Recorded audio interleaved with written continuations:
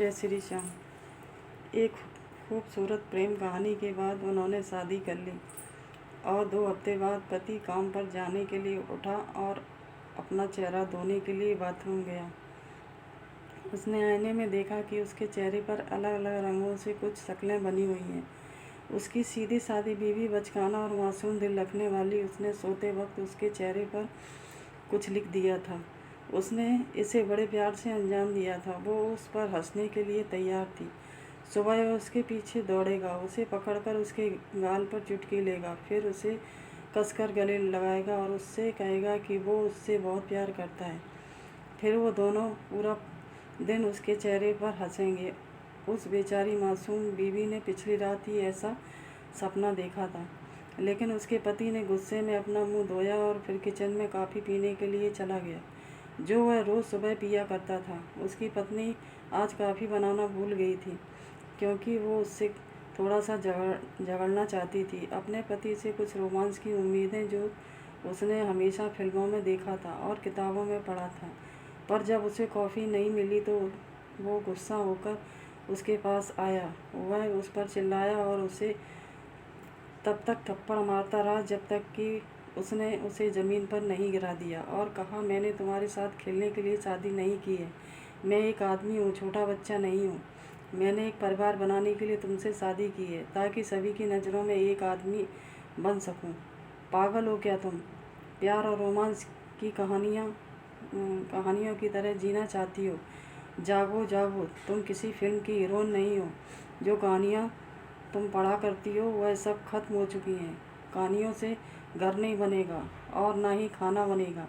ये कहानियाँ तुम्हारे बच्चों को नहीं पालेंगी। वह बेचारी मासूम बीवी खड़ी रो रही थी और अपने दुपट्टे से अपने आंसू पोंछ रही थी। पति ने उस पर चिल्लाते हुए कहा, आज मैं अपने दोस्तों को लंच पर बुलाऊंगा। मैं चाहता हूँ कि जब वह आए तो सारा खाना तैयार हो जाए। तुम समझ गई ना?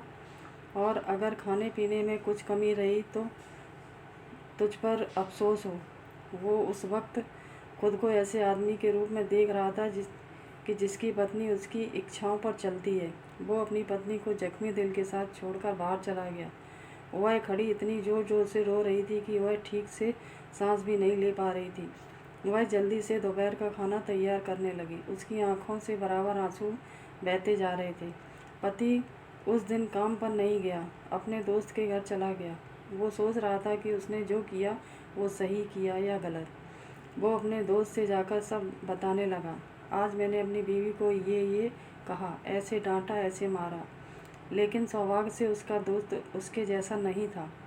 उसने अपनी बात पूरी करने की अनुमति नहीं दी और यह कहते हुए उसे बीच में ही रोक दिया, व्हाट मैन आर यू? यह सब कैसी क्रूरता तुम्हारे अंदर भरी है? इस तरह तुम अपनी पत्नी के साथ व्यवहार करते हो? क्या तुम एक अच्छे पति हो? क्या तुमने ईश्वर के दूत को नहीं सुना? महिलाओं के प्रति दयालु रहो। महिलाएं कांच की बनी बोतल की तरह होती हैं। आपको उसके साथ नरमी से व्यवहार करना होगा, उसके प्रति दयालु होना होगा, उसके साथ कोमल होना होगा, उसे दुलारना होगा और उसे तोड़ना नहीं होगा।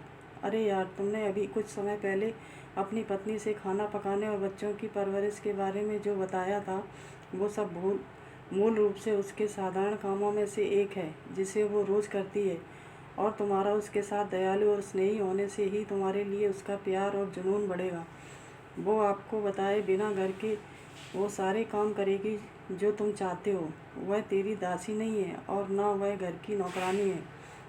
तूने भी उससे इसलिए शादी नहीं की कि जब उसकी ज़रूरत पड़े तो उसे इस्तेमाल करे, वरना उसे कूड़े की तरह फेंक दे। मेरे दोस्त, वो आपकी पत्नी है, आपका जीवन है, आपका सब कुछ है। उसे परेशान मत करो। ईश्वर से माफ़ी मांगो और अपनी पत्नी के पास लौट जाओ। उसकी इज्जत करो और फिर भी कभी उसको तकलीफ़ न देना। पति दुखी हुआ, बहुत पछताया और अपने अंदर कुछ कमज़ोरी महसूस की। वो रो रहा था और अपने किए पर बहुत शर्मिंदा था।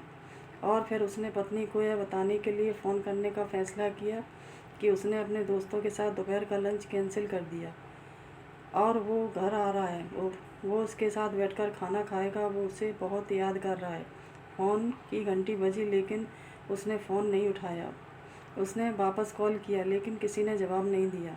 उसने कहा कोई बात नहीं, शायद वह कामों में व्यस्त है इसलिए वह फ़ोन नहीं उठा सकी। वह घर पर लौटा, घंटी बजाई लेकिन अंदर से कोई जवाब नहीं आया। उसने अपनी जेब में चाबी ढूंढी लेकिन सुबह वह गुस्से में चाबी ले जाना भूल गया था। उसने खुद से सवाल किया, वो क्या कर रही होगी। उसने फिर से घर की घंटी बजाई लेकिन किसी ने उसे जवाब नहीं दिया और अचानक उसका फ़ोन बजने लगा। फ़ोन करने वाला उसका साला था। उसने बताया, बहन ने मुझे फ़ोन करके बताया, भाई मैं ठीक नहीं हूँ, मेरी तबीयत बहुत ख़राब हो रही है, मुझे अस्पताल लेकर चलो। उसने बताया। बहन यह सब बताते हुए बहुत रो रही थी। वह कह रही थी, भाई जल्दी से आ जाओ, मुझे बहुत डर लग रहा है। यह सुनकर उसके पति का दिल इस ख्याल से रुक ही गया कि उसके साथ कुछ बुरा हुआ है। उसने एक टैक्सी रुकाई और अस्पताल चला गया। वहाँ उसे उसका पूरा परिवार मिला। उनके चेहरे पर उदासी छाई हुई थी। उसने सोचा कि वे उससे गुस्से में मिलेंगे क्योंकि उसकी पत्नी ने उन लोगों से इसकी शिकायत की होगी, लेकिन थोड़ी देर के बाद उसको लगा कि उसकी पत्नी ने किसी को कुछ भी नहीं बताया है। वह भी उनके साथ इंतज़ार करने लगा। कई घंटों के बाद डॉक्टर उनके पास आए, सिर झुकाया और उनसे कहा, आई एम सॉरी, हमने बहुत कोशिश की लेकिन हम उसे बचा नहीं पाए। हमें बहुत अफसोस है, वह मर गई। शाम को पति अपनी पत्नी के भाई से दूसरी चाबी लेकर घर आया। ताला खोलकर घर के अंदर गया तो टेबल को ढका हुआ पाया। उसने टेबल पर से कपड़ा हटाया। टेबल पर बहुत ही स्वादिष्ट सुंदर तरीके के पकवानों की डिशें लगी हुई थी। उसने फ्रिज के दरवाजे के ऊपर एक कागज़ लटका हुआ देखा। उसने उसे खोला तो उसमें लिखा हुआ था, मेरे प्यारे पति, आज सुबह जो मैंने गलती की मुझे उसके बारे में बहुत अफसोस है। आप मुझे माफ़ कर दो। मैं आपसे बहुत मोहब्बत करती हूँ। मैं चाहती थी कि आप मुझे गले लगाकर मुझसे कहें कि मैं तुमसे बहुत मोहब्बत करता हूँ, तुम मेरी ज़िंदगी हो। लेकिन मैं अपने चुलबुलेपन की वजह से नहीं समझ पाई कि आप मेरी इस हरकत पर बहुत गुस्सा हो जाएंगे। मैं आपसे वादा करती हूँ कि अब मैं कभी आपको परेशान नहीं करूँगी। मुझे उम्मीद है कि आपके दोस्तों का खाना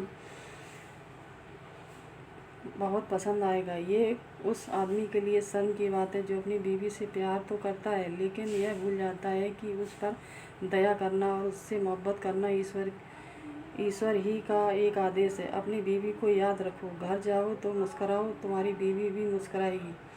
और मुझे पता है कि एक खुशहाल घर बनाने के लिए धैर्य, ईमानदारी और प्रेम की आवश्यकता होती है। जय हिंद।